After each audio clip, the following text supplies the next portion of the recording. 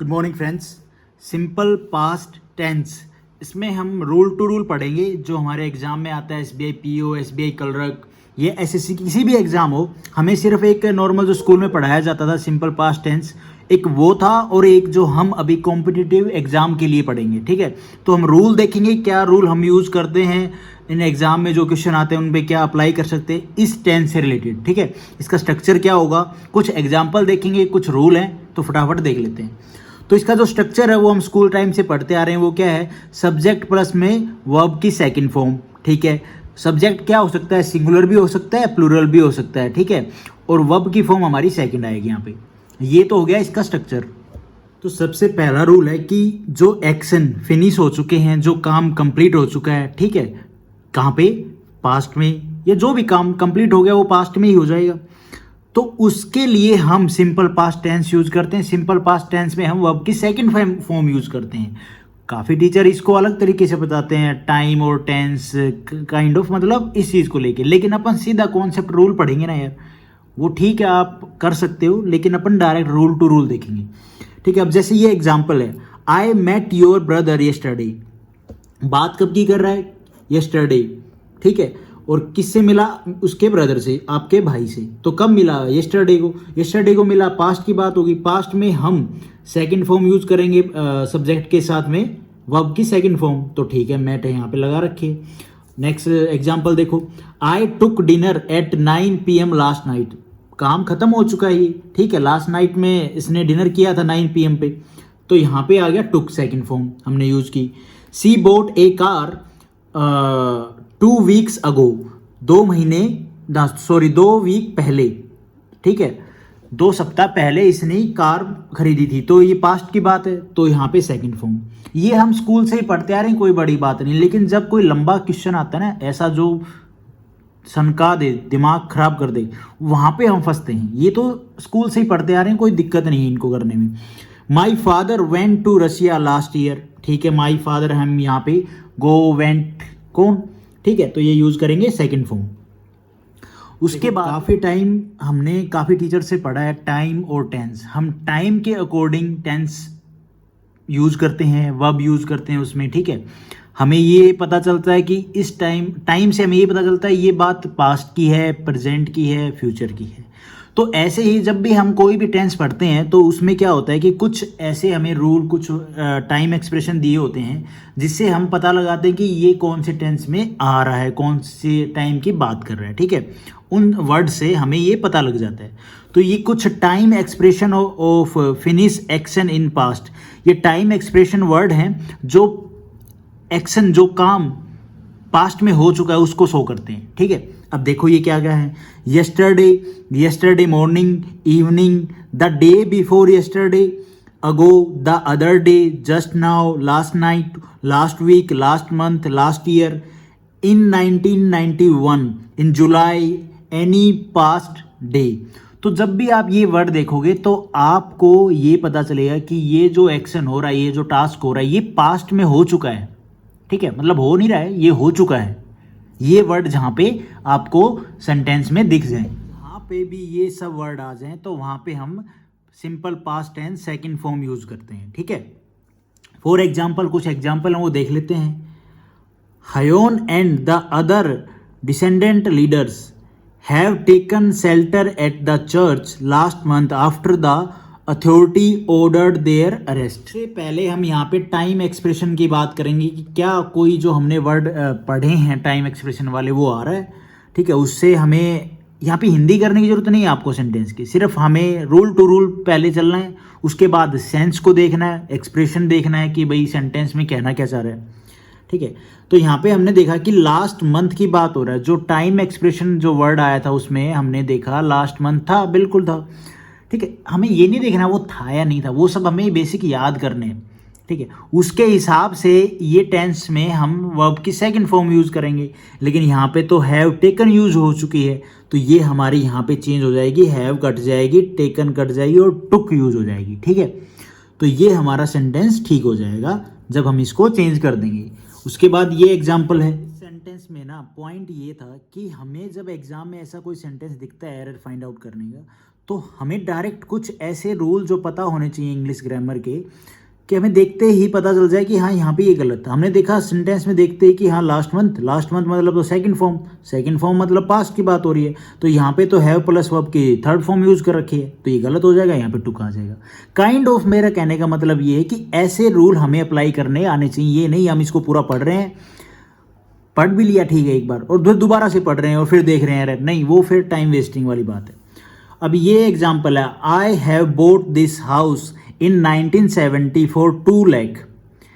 अब यहाँ पे बात आ गई है 1970 की। मैंने टाइम एक्सप्रेशन में आपको बताया था कि पीछे जो भी वर्ड थे उनके हिसाब से काम हो चुका है, और हो चुका है तो मतलब हम सेकंड फॉर्म यूज़ करेंगे। यहाँ पे कौन से वर्ब की third form, have plus verb की थर्ड फॉर्म यूज़ हुई है, तो यहाँ पे ये हो जाएगी कैंसिल, ठीक है, और हमारा हो जाएगा बोट।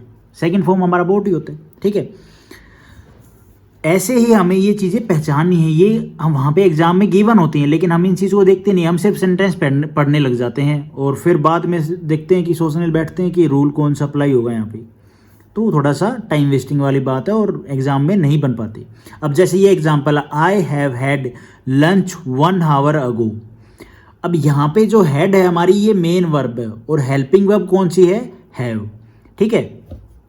इस सेंटेंस में हम सबसे पहले देखेंगे जो हमने पढ़ा है, टाइम एक्सप्रेशन, अगो की बात हो रही है, बिल्कुल ठीक है, तो इसके हिसाब से सेकंड फॉर्म आएगी। यहाँ पे क्या है, हैव प्लस में वर्ब की थर्ड फॉर्म, हैड है, हैड हमारी थर्ड फॉर्म होती है, क्या होता है, हैव, हैड और हैड, ठीक है। यहाँ पे हम सेकंड फॉर्म यूज़ करेंगे, सेकंड फॉर्म यूज़ करेंगे तो हमें हैव को हटाना पड़ेगा, और हैड क्या होती है, ये तो थर्ड फॉर्म भी होती है सेम, और वर्ब की सेकंड फॉर्म भी सेम होती है हैव की, हैव, हैड, हैड, तो यहाँ पे हमारी ये है सेकंड फॉर्म, ये हमारा सही हो जाएगा। तो मतलब इसके हिसाब से हमने इसको सोल्व किया, रूल के हिसाब से, न कि ऐसे ही तुक्का मार दिया। उसके बाद ये एग्जाम्पल है, 3 ईयर अगो, ठीक है, हमारा टाइम एक्सप्रेशन वाला वर्ड आ गया।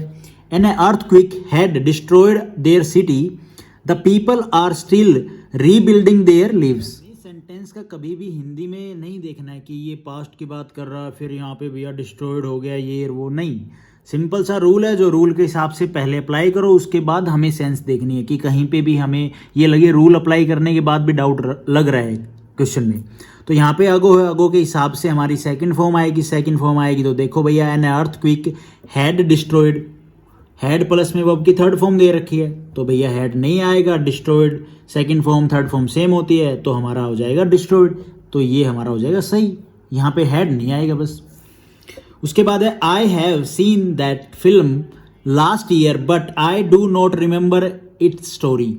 अब यहाँ पे हम सबसे पहले देखेंगे टाइम एक्सप्रेशन वाला वर्ड क्या है यहाँ पे, बिल्कुल देख लिया, कोई हिंदी करने की जरूरत ही नहीं है यार सेंटेंस में।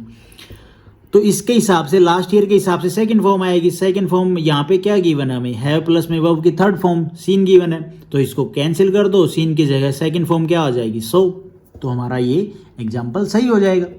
नेक्स्ट रूल में हम देखते हैं क्या है, बुक्स में भी यही सेम गिवन है और मैं भी वहीं से पढ़ के आपको बता रहा हूँ। तो it is time, it is high time, it is about time, it is opportune time. देखो इन चारों का मतलब सेम ही होता है, कोई अलग मतलब नहीं है, आप चाहे ये लिखो इसकी जगह, चाहे ये लिखो, कोई दिक्कत नहीं है, ठीक है। और इनका मतलब क्या है, this is the right time, मतलब ये सही समय है काम करने का, ठीक है। जब भी हम इन वर्ड के इन क्लोज, सॉरी ये वर्ड बोल रहा हूँ, इन क्लोज के साथ, क्लोज क्या होता है वो भी मैं आपको नेक्स्ट चैप्टर में बता दूंगा, ठीक है। जैसे जैसे आपको चैप्टर पढ़ोगे खुद ही आपको पता चलता चलेगा।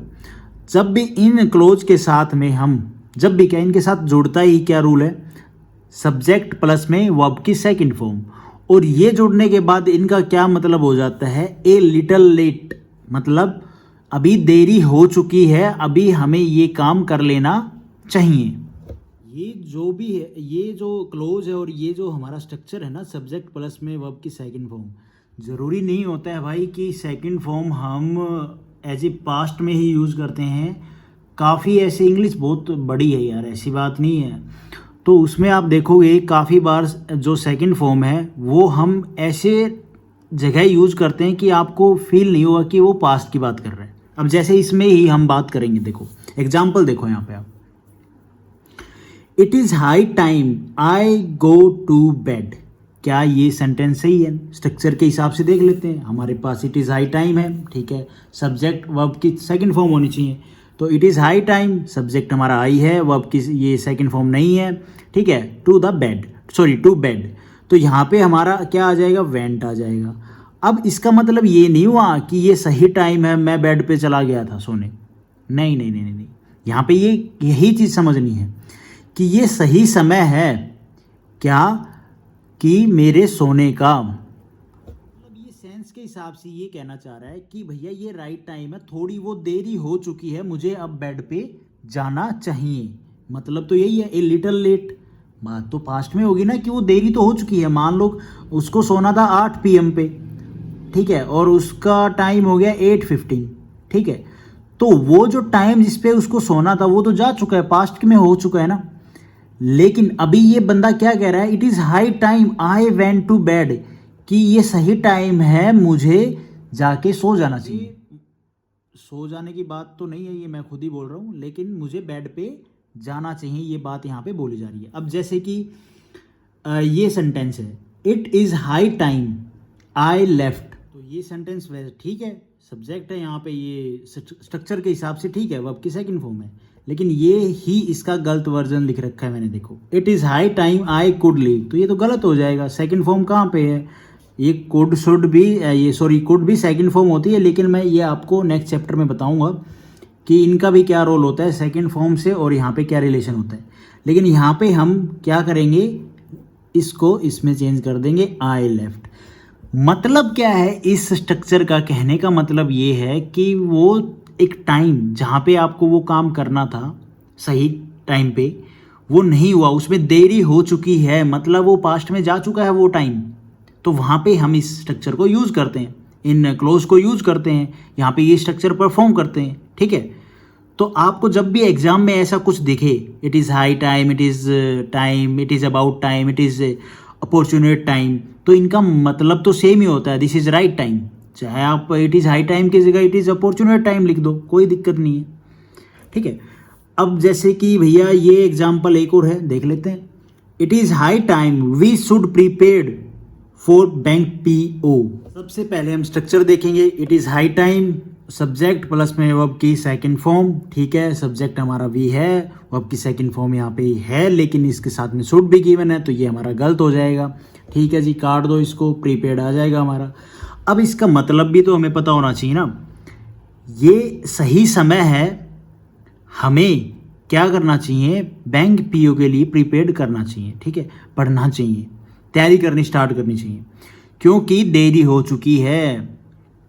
देरी तो हो ही चुकी है, क्योंकि जब पास्ट में बात हो चुका है कि जब आपने किसी टाइम पे स्टार्ट करनी थी अपनी प्रिपरेशन और आप उस टाइम पे नहीं कर पाए, तो हम मतलब 1 महीने बाद स्टार्ट करते हैं प्रिपरेशन का, तो हम वहाँ पे यूज़ करेंगे it is high time we prepared for bank PO, कि हमने देरी कर दी है क्या, प्रिपरेशन करने में, किसकी, बैंक PO की।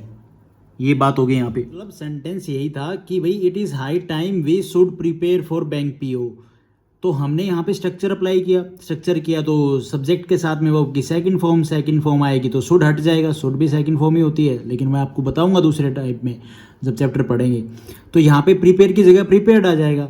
तो ये कहना क्या चाह रहा है, सेंटेंस का मतलब ये है कि ये सही टाइम है, हमें तैयारी करनी चाहिए किसकी, बैंक PO की, कि हमें देरी हो चुकी है। ये नहीं बात बोल रहा है, सेंस बोल रही है, ठीक है। जो मैंने आपको स्ट्रक्चर का मतलब बताया था ना, कि जो स्ट्रक्चर है इसका मतलब क्या है कि ए लिटिल लेट, हमें अभी तैयारी करनी चाहिए, ये है मतलब। It is time to eat food, तो यहाँ पे भैया सेकंड फॉर्म कहाँ है, 8 आ जाएगी, ठीक है, ये सही हो जाएगी, ये गलत हो जाएगी। ये एग्जाम्पल है, इट इज़ अपॉर्चुनेट टाइम, ठीक है। स्ट्रक्चर देखेंगे, the government should take some strict action against the rapist. अब यहाँ पे स्ट्रक्चर अप्लाई करो, it is opportune time, subject plus में आपकी सेकंड फॉर्म, सब्जेक्ट हमारा गवर्नमेंट है, यहाँ पे शुड ये सेंस देता है लेकिन होता नहीं, ठीक है। टेक सम स्ट्रिक्ट एक्शन, तो यहाँ पे शुड नहीं आएगा, सेकंड फॉर्म यूज करनी पड़ेगी, तो टेक की जगह हमारा आ जाएगा टुक, तो ये हमारा हो जाएगा ऐसे सही, ठीक है। अब यहाँ पे मतलब क्या कहना चाह रहा है, सेंटेंस की मतलब आप हिंदी मत बनाओ, वैसे ही पढ़ के ही समझ में आना चाहिए। ये कहना चाह रहा है कि अभी सही समय है, हमें कुछ अच्छे से एक्शन लेने चाहिए, स्ट्रिक्ट एक्शन लेने चाहिए। किनके ऊपर? रेपिस्ट के ऊपर, कि अभी काफ़ी देरी हो चुकी है, अभी हमें ये सब करना चाहिए ही।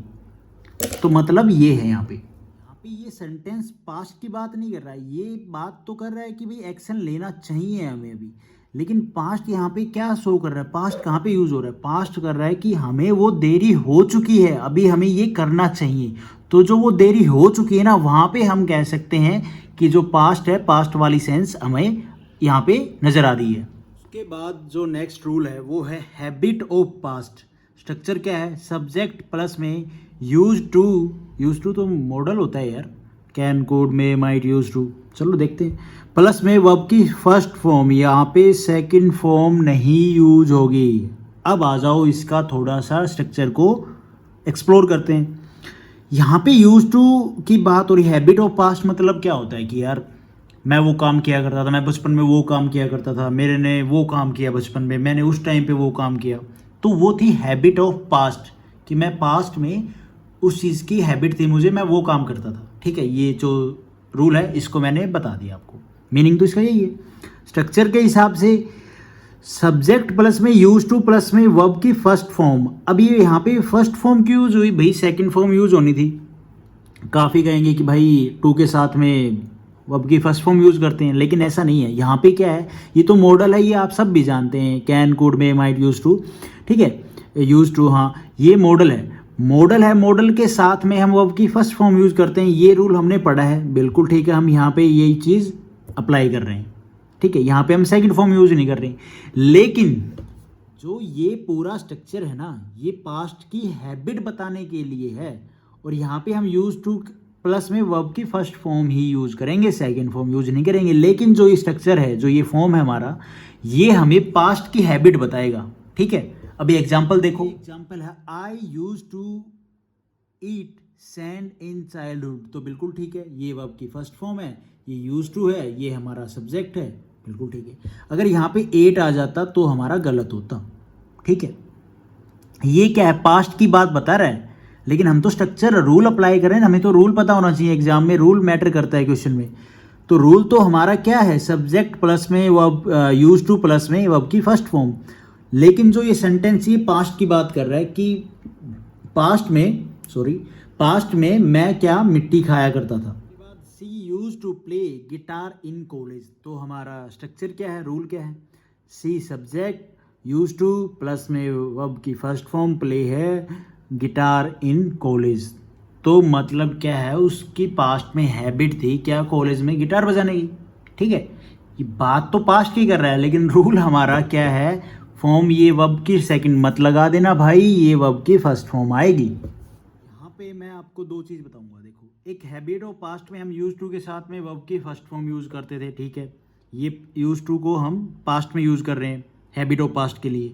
हैबिट ऑफ प्रेजेंट के लिए भी हम यूज टू प्लस में वर्ब की फर्स्ट फॉर्म प्लस में ING यूज़ करते हैं, लेकिन उसका भी स्ट्रक्चर है आपके सामने स्क्रीन पे, आप देख रहे होंगे डिफरेंस।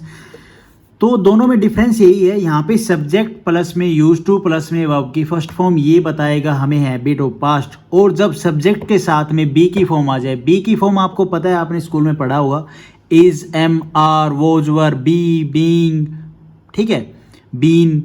तो ये सब अगर इनमें से कोई भी वर्ड आ जाए और उसके बाद आए यूज टू, और यूज टू के बाद हम वर्ब की फर्स्ट फॉर्म के साथ ING यूज करेंगे। कुछ ऐसे सेंटेंस आपको मिलेंगे कंफ्यूजिंग, काफ़ी जो हैवी सेंटेंस होते हैं, जिसमें क्या होता है, ये पूरा स्ट्रक्चर आपको रूल टू रूल नहीं नज़र आएगा, आपको देखना पड़ेगा भाई।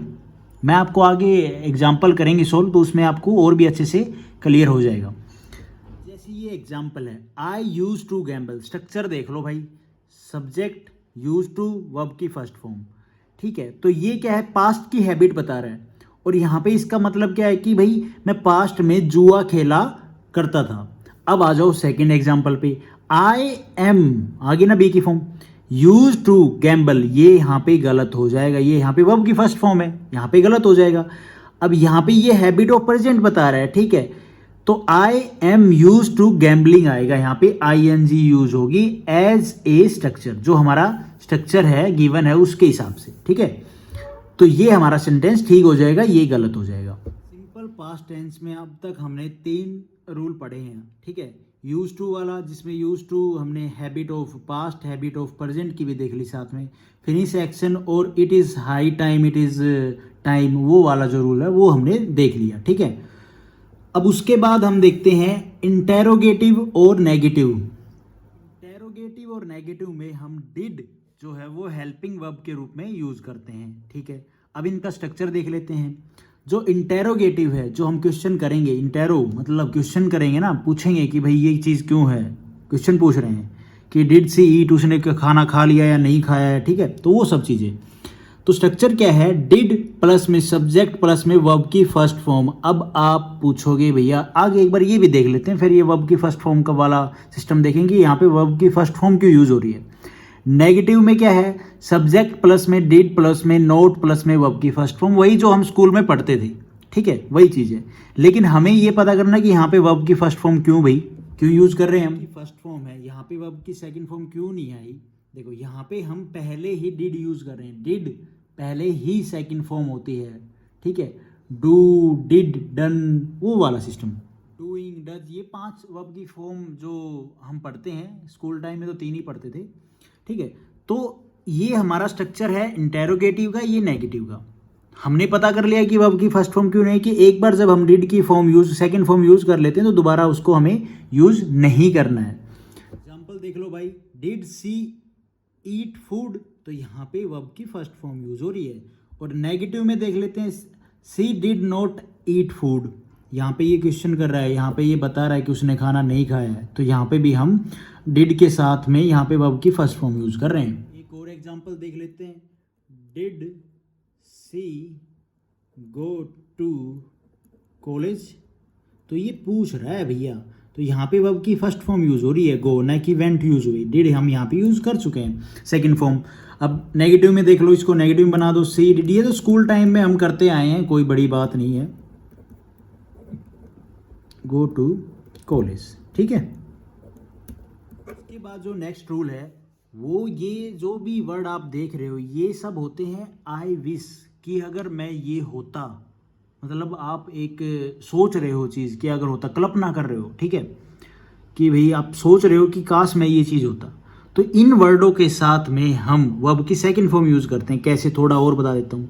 इफ़, एज इफ, एज दो, I wish, would, that, if only, conditional, जो भी ये सारे वर्ड हैं, इनके साथ में ये प्रेजेंट में हम सोचते हैं कि आई विश मैं ये होता, आई दो, एज इफ, तो ये सब जो भी हम कल्पना करते हैं कि काश मैं ये होता, जो संभव ही नहीं है कि भाई मैं बोल दूँ काश मैं लड़की होता, मैं भाई पक्षी होता, मैं शेर होता, ठीक है, जो संभव नहीं है, तो उनके साथ में हम वर्ब की सेकंड फॉर्म यूज करते हैं। देखो कैसे, आई एम ए गर्ल, ठीक है, ये बिल्कुल एक सिंपल सेंटेंस है, सिंपल प्रेजेंट वाली बात है, ठीक है। ये अब आ जाती कंडीशन वाली, अगर मैं होता, if I am a girl, तो मैं तो भैया सोच रहा हूँ ना, मैं तो कल्पना कर रहा हूँ भाई, मैं सोच रहा हूँ अगर मैं एक लड़की होता, तो यहाँ पे हम इस सेंटेंस को गलत मानेंगे, ये गलत होगा।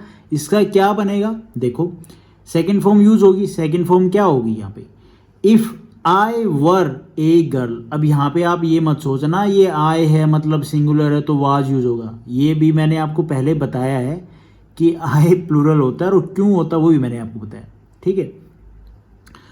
वैसे सिंगुलर हम एज ए सेंस इसको सिंगुलर सेंस में लेते हैं, लेकिन आई के साथ में हम वर यूज करें, आई वर ए गर्ल।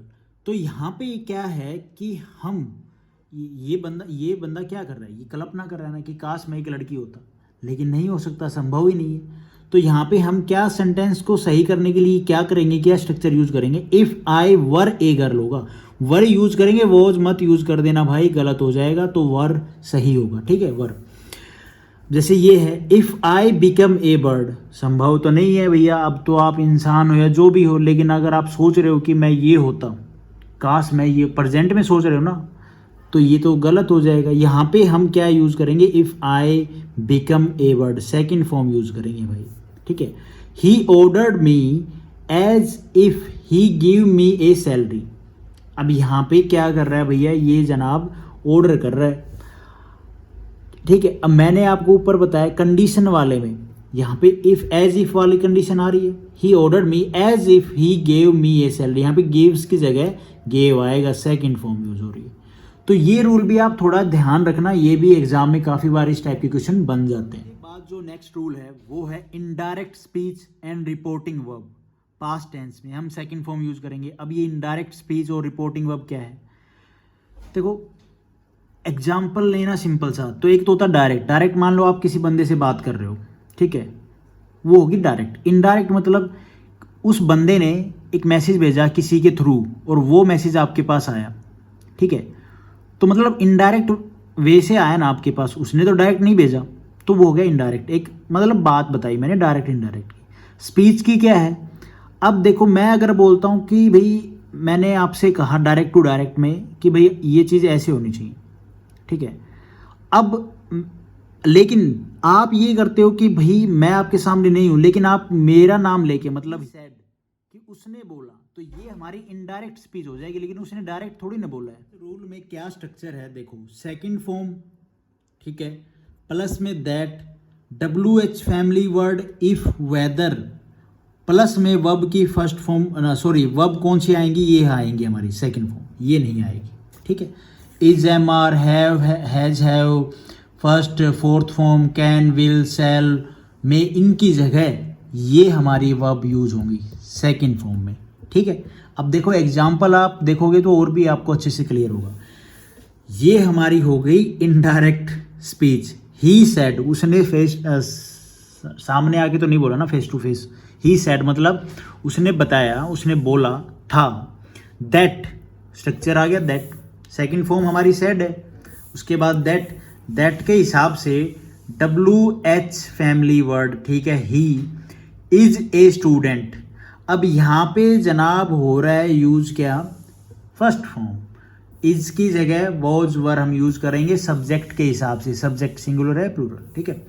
तो यहाँ पे क्या बन जाएगा, ये हो जाएगा गलत, और यहाँ पे आ जाएगा क्या, ही वॉज। उसके बाद ये एग्जांपल है, he told me that he comes on time. Said second form, sorry told second form, यहाँ पे सेड थी, दैट आ गया, दैट के बाद WH फैमिली का वर्ड आ गया हमारा ही के बाद वर्ब की सेकंड फॉर्म, ठीक है, कम्स की जगह क्या आएगा, केम आएगा। ओके कर दो भैया, सही हो जाएगा हमारा सेंटेंस। तो ये स्ट्रक्चर आपको ये भी याद रखना है, एग्जाम में ये इनडायरेक्ट स्पीच पे भी क्वेश्चन डायरेक्ट पूछ लेते हैं और रिपोर्टिंग वर्ब पे भी, तो उसके हिसाब से आप आराम से, आपके लिए ईजी हो जाए, स्ट्रक्चर थोड़ा ध्यान रखना, हो जाएगा आराम से। He did not know, okay second form, whether यहाँ पे WH family word if whether use हो रहा है, वेदर यूज हो रहा है, उसके बाद ही आ गया, ठीक है, विल इंजॉय हिमसेल्फ। अब यहाँ पे आ गई है भैया बात विल की, ही विल, विल की जगह मैंने क्या बताया था आपको ऊपर, विल की जगह वुड यूज होगा, सेल की जगह शुड यूज होगा, मे की जगह माइट यूज होगा, कैन की जगह कुड यूज होगा, ठीक है, और ये ऊपर आपके सामने ही है, हैव हैज की जगह हैड यूज होगा। तो यहाँ पे विल की जगह हम क्या यूज करेंगे, वुड, तो ये हमारा सेंटेंस हो जाएगा सही। ये चीज़ आप याद रखना, ये इनडायरेक्ट स्पीच वाला जो सिस्टम है। ये सेंटेंस है, दिखने में तो भारी भरकम लग रहा है, एग्जाम में ऐसे ही आते हैं और होता कुछ नहीं है उनमें। In a very harsh turn he shouted at his servants, ठीक है, एंड टोल्ड आ गया भैया, क्या इनडायरेक्ट स्पीच आ गई, उसने बता दिया, told them that, WH sorry that आ गया, दैट के साथ में WH फैमिली वर्ड भी आ गया हमारा, he does not need their service. अब यहाँ पे हमारा क्या आना चाहिए, यहाँ पे हमारा आएगा डिड, ना कि does, second form answer sorry sentence हमारा सही हो जाएगा।